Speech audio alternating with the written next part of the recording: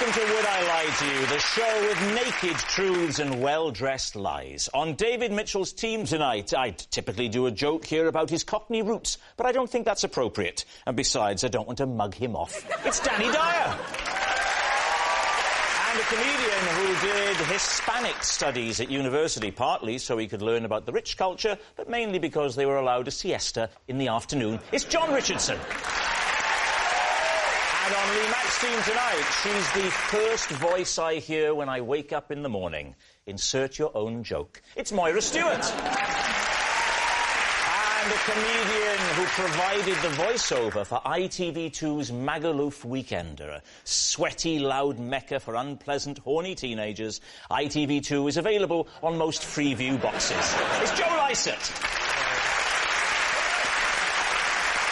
And so we begin with round one, Home Truths, where our panellists each read out a statement from the card in front of them. Now, to make things harder, they've never seen the card before. They've no idea what they'll be faced with.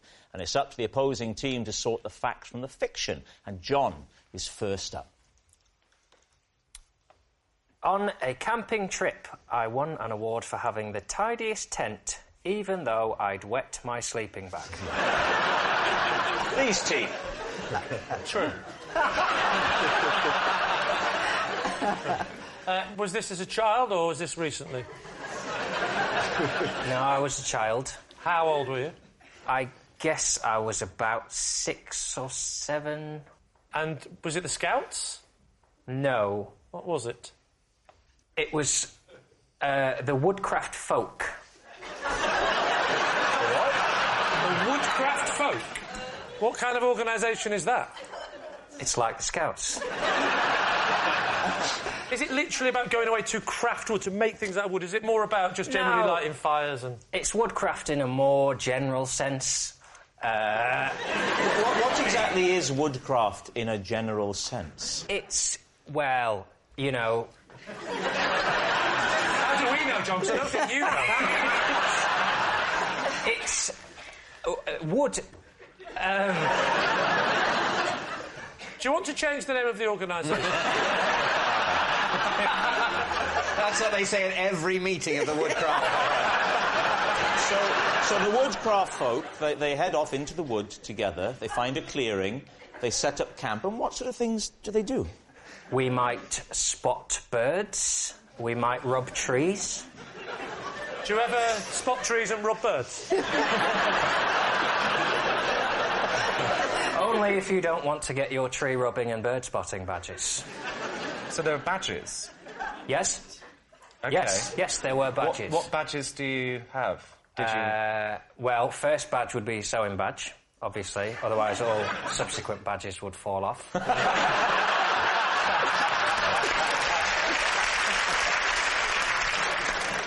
Then... Bird spotting. Bird spotting badge. Tree rubbing. Tree rubbing. Tree rubbing was just to chill out. It can't all be about getting badges. All right, how many people were in the competition of tidiest tent? 15? Did he just suddenly go back to childhood? 15. That's more like it. So, 15 kids, all trying to have the tidiest tent. Well... Not exclusively, but we stayed in tents, and to instil an atmosphere of tidiness, every morning there would be tent checks. Tent checks. And whoever's tent was the tidiest would be How rewarded. many boys per tent? Not just boys. Boys Whoa, and girls. hang on a minute. These were mixed tents. I shared a tent with my sister, who was also in the Woodcraft Folk. How did the other Woodcraft folk react to it? They never found out. Did your sister find out? Yeah. She was aware, yes. She was one of the first to be aware. Do you think they gave you the prize to sort of patronise you, because they felt sorry for you? A prize is a prize. So other than the swampy conditions, it was very nice and very tidy? Yes, the tent was very tidy because everything was outside drying off. What do you think, Lee? Is he telling the truth? I don't know. What do we think, Moira? I think it's true. You do? Yeah. Why do you think it's true? He looks like a bedwetter. Well, I know that.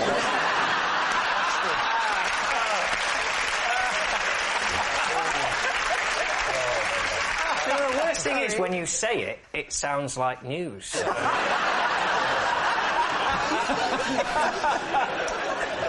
Joe? I think it's probably true, You're going around to true as well. We'll say true, then. He's going to say true. OK. John, truth or lie? Why would I admit on telly to such a true...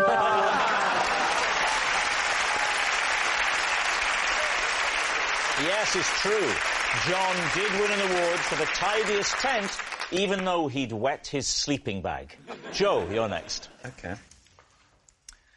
If I'm ever walking alone at night, I call out the name of an imaginary dog to deter any muggers. David's team. What's the name of the dog? Brian. If it's going to be a vicious dog, it would be Brian, wouldn't it? Definitely. And do you think a would-be attacker would, from the tone that you say Brian, know that you mean a dog and not a Brian? To me, it sounds like you'd be calling a middle-aged civil servant.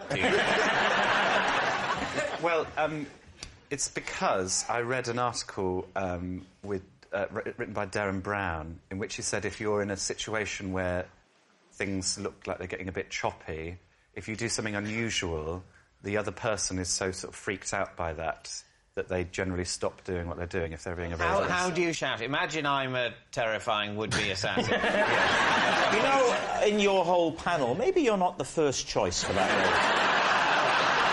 John, imagine if John was... all right, imagine Danny is a terrifying would-be assassin. Yes. And go for it. Brian.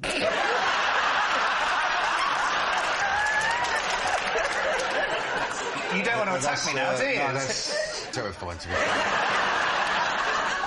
Is it just someone comes up to you at night, makes ask for the time, you go, Brian, you just flip out, or is it a general mugging? I like you, Danny. Everyone's got their own showbiz personas, and you and Danny completely gone for different ones, haven't you? I think we're very similar in many ways. Yeah, no, I do. We're lovers. Danny, stay calm, please. Stay calm down. Oh, you had to start shouting Brian. Just say, Joe, you're playing with fire there. I'd leave it there. I'm feeling this one. You think it's true? Read a Darren Brown book for a start. He's that sort of... I believe the Darren Brown article, but the whole point of that is that you say something random that sort of puts people off their stride, whereas you're going for something specific, calling upon a dog called Brian to come to your aid. But that's immediately disprovable. The absence of Brian is immediately evident. Whereas calling upon Brian, they're going to go, Brian? Oh, there's no Brian. Fine. My big sticking point is still, if you were trying to create the illusion that you had a dog, why you would give it a person's name. Yeah. Would you shout dog? You'd shout like... Dog. Rover or Fido. That would be good. If he had a dog called Dog, that would... Dog! What would you call him, John? Rambo, well, Tyson? my defence is slightly different. I would wet my pants.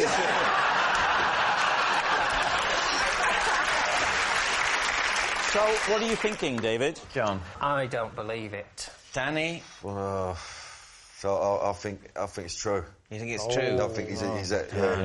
Now I have to make a decision. My gut is that it's not true. Let's go no, then. Let's have a lie. Let's say lie. You're going to say lie? Yeah. OK. Joe, truth or lie? It was a lie. Yes. Yes, it was a lie all along. Joe doesn't call out the name of an imaginary dog to deter muggers. Danny, you're next. It's a possession. All right, OK, there's a box under the desk. Now, if you could, first of all, read the card out that's in the box. All right. And then take out the possession and pop it on the desk. Last year, on a visit to the zoo...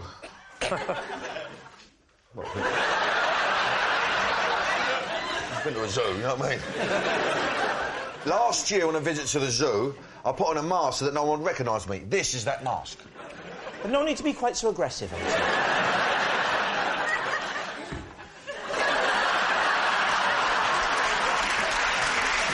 you put it on your face, please? Yeah, no, I'll whack it on you, of course, yeah. Let me have a look.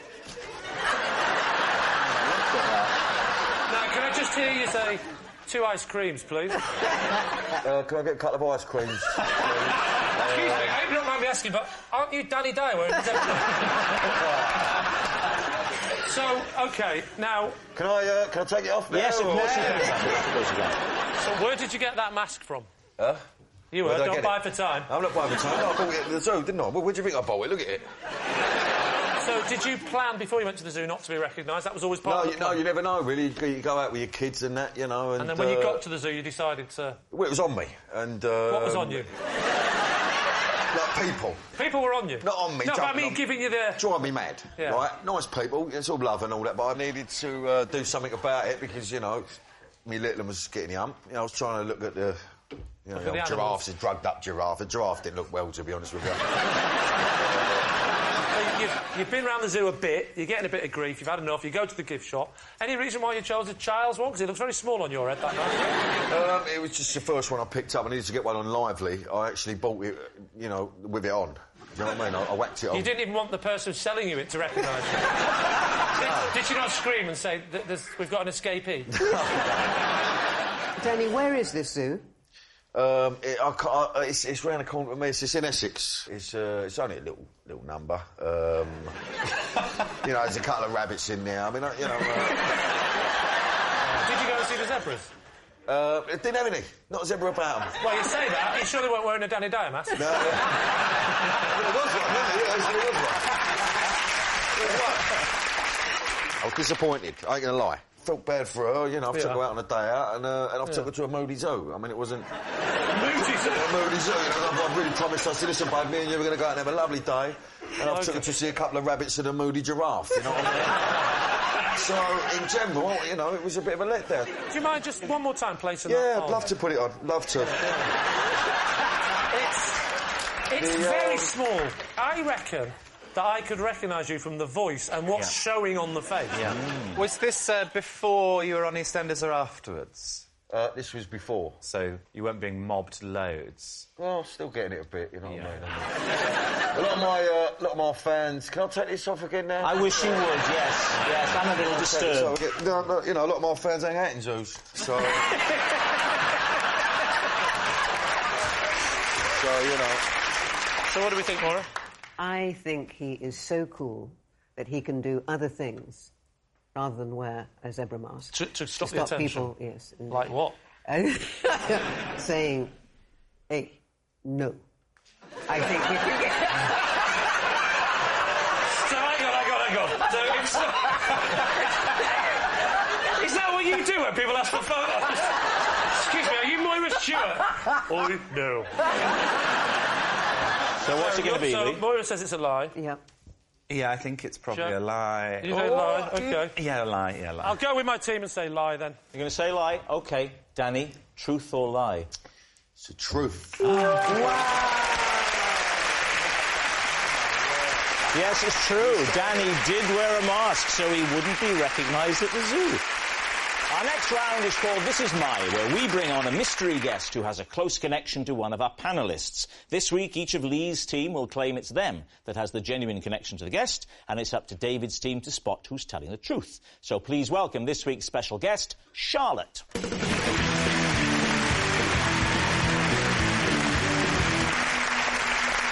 So, Joe, what is Charlotte to you? This is Charlotte. In the evenings, I like to relax by watching videos of her wrapping gifts on YouTube.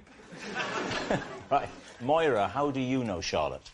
This is Charlotte. She does such a good impression of me that I once let her pretend to be me on Radio 2 and no one noticed.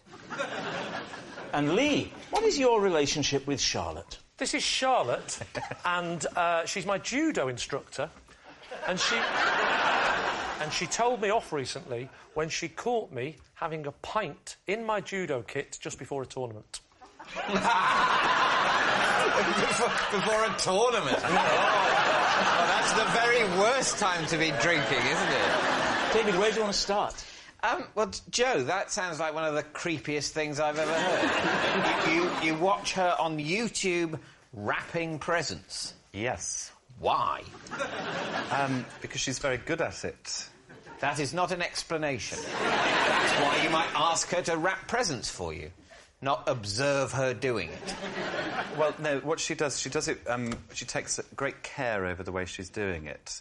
And it... so she's slow? She's slow and so not very good at it. So... Joe, how long does it take Charlotte to wrap a present, would you say? In the videos, I think it's about half an hour. Half an hour per present? What are these presents? Is she wrapping a tank? I mean... Why did you initially think, what I need to relax is to watch someone wrapping presents on my computer?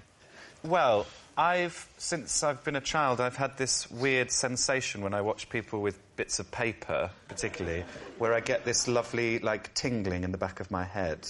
And I remember it when my grandmother was doing some paperwork and she licked her finger and turned a page and it made me feel really, really lovely.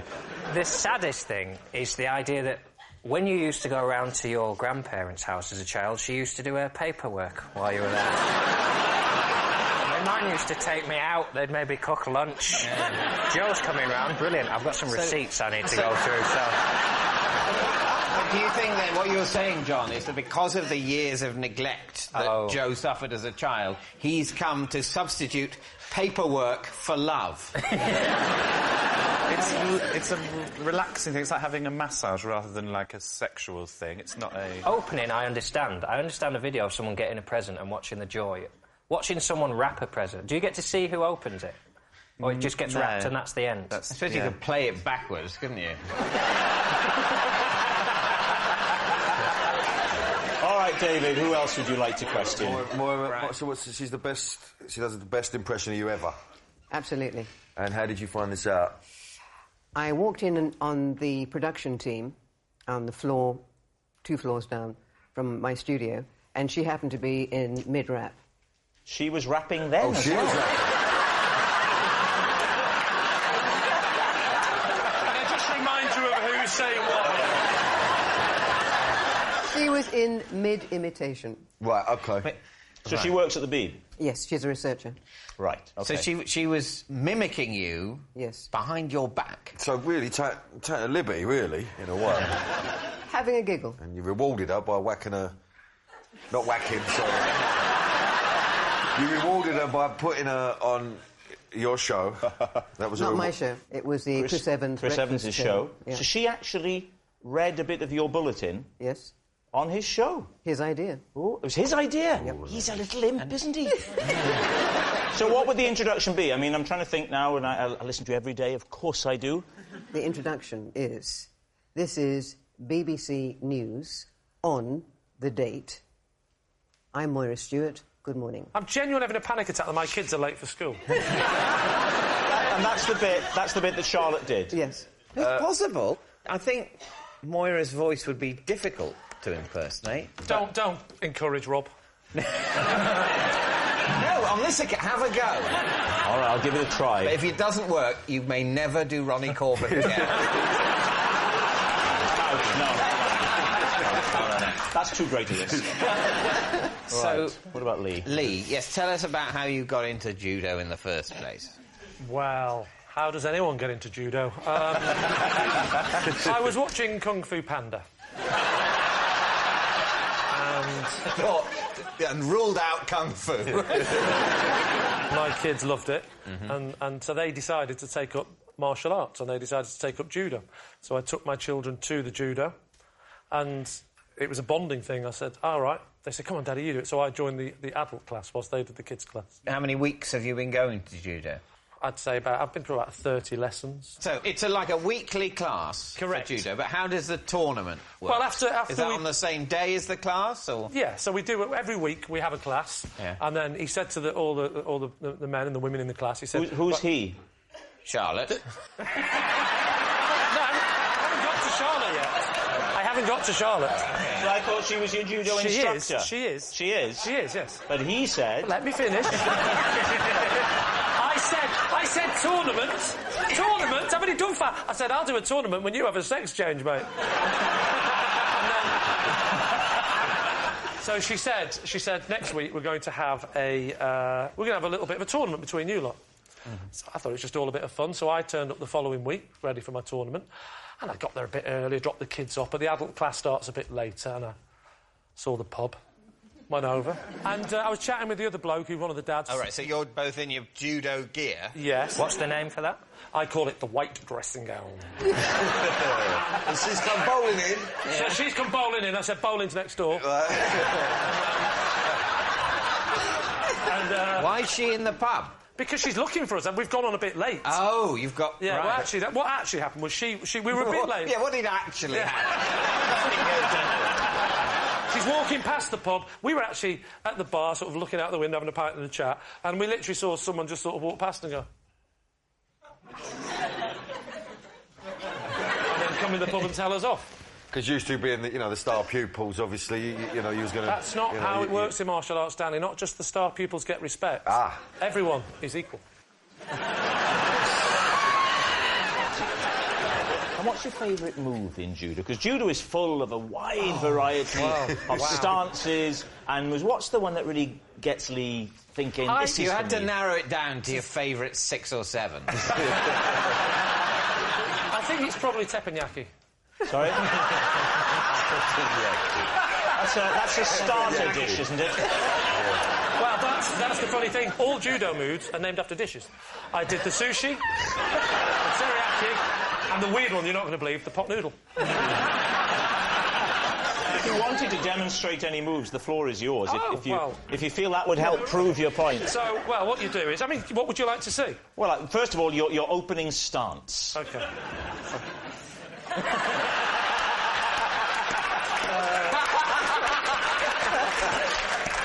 Well, don't do it back. Well, an example of a move. Rob, come out here, I'll show you. Not in a million years. Yeah, go on, get involved. Get involved.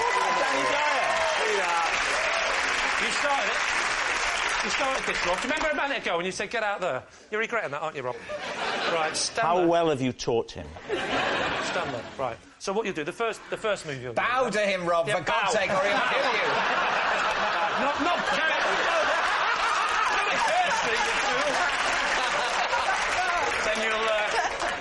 then you come here. Brian! You take a lapel like this. Yeah. You will take a lapel like this. Yeah. Okay. Oh! Right, foot forward like this. Yeah. Don't you dare. I will. And then you get like that, and then you sort of lean on, and then you... Sorry, Rob.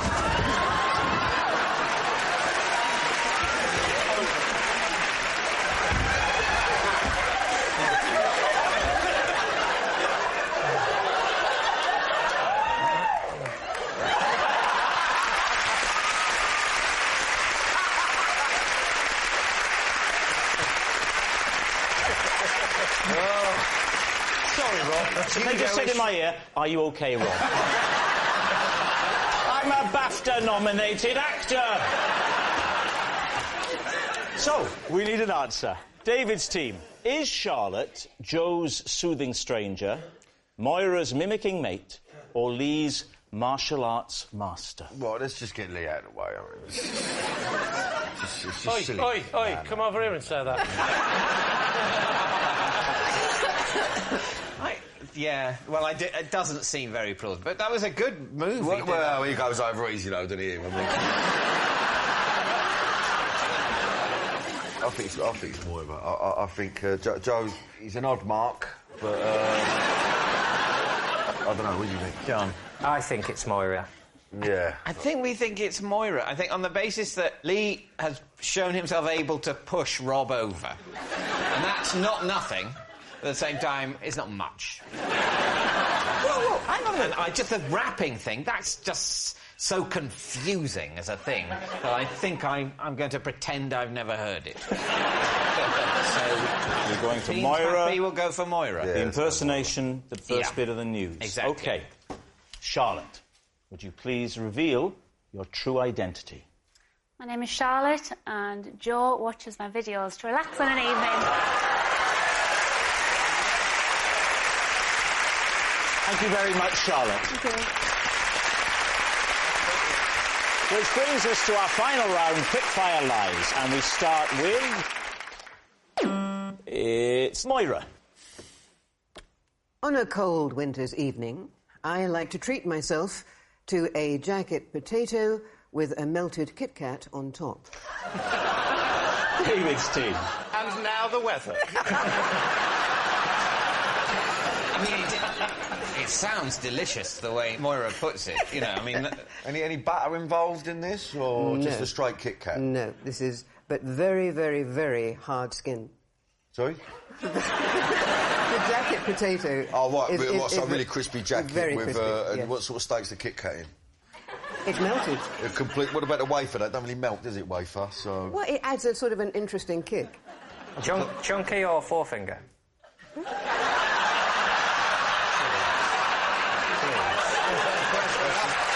enough, sorry. You'll have to excuse John, he's not been speed dated before. I only know the double Kit Kat. You've not heard of the classic four-finger Kit Kat? Look, times are hard. When did this start, Moira? How did you discover this? Ooh, about 3 years ago. Really? And what sparked it off?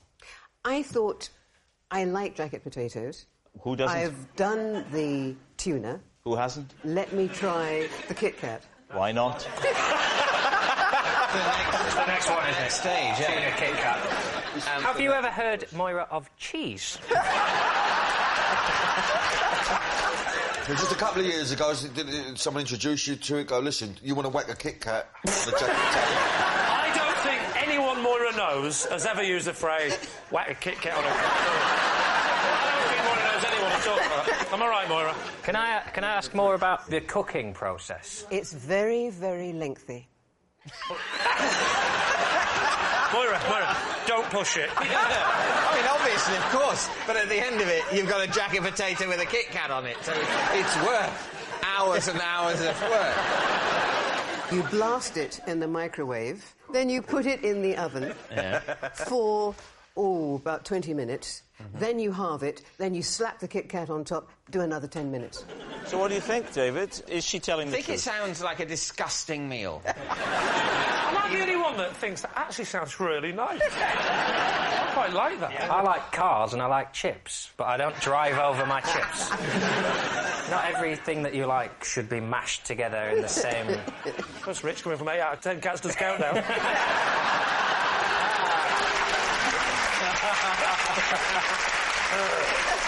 So what are you going to say, David? Danny, do you... I think she's a very sophisticated woman, and I think, very cultured. No way in the world would this lady whack a Kit Kat and a jacket potato. That's the line we go out on.